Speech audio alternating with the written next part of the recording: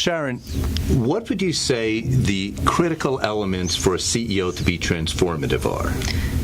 Yeah, there's a lot of aspects to that. I believe first you have to either be able to have the vision or work with your strategists to create that vision, but most importantly, you have to be able to consistently communicate it in an open fashion. I believe that there's a lot of transparency that's required because the organization needs to really believe where you're going, and they need to believe that you believe what the strategy is.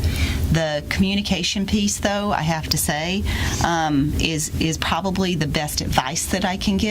And it's not some fancy communication. It's get it as simple as possible and say it as often as possible, to the point that you're going to be in a situation where you can't believe that you need to say it again, but you do. You cannot repeat the strategy with enough persistence. It's absolutely critical. So what transformation is left? What's that hurdle you're going to have to surmount to say we finally reached the point where we're comfortable and now we can execute? Yeah, we still are rebuilding certain portions of the infrastructure.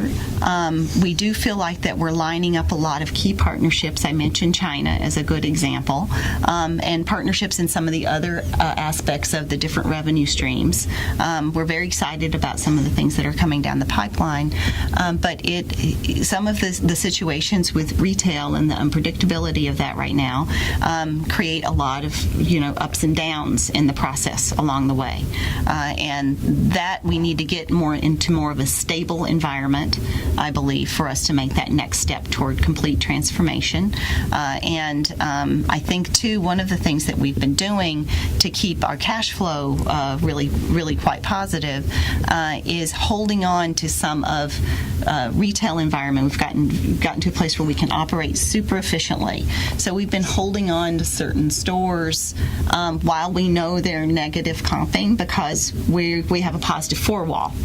And it's where do we find the new locations to replace the old locations fast enough to keep that cash flow moving. So that's the last bit of transformation that we need to make on the retail side so that we then have, I think, the straight line flow to be able to make that last pivot. Well, thank you, Sharon. Thank you so much. Thank you.